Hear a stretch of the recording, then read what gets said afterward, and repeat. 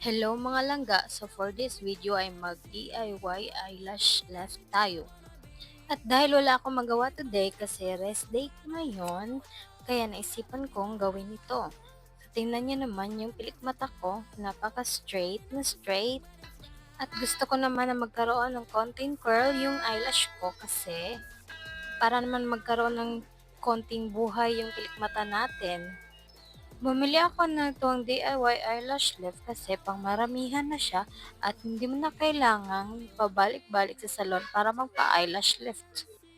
Pero sa isang set na nabili ko, pwede ko pang i-eyelash lift yung mama ko, yung ate ko, at pwede na rin pati kapitbahay namin.